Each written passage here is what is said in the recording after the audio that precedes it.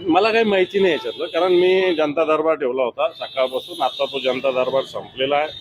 सकाळी 10-10:30 पासून मी जनता दरबारमध्ये बसलो होतो. महाराष्ट्रातील कानाकोपऱ्यातून लोक आलेले होते. मी कामात आहे. मुद्दा तो नाही.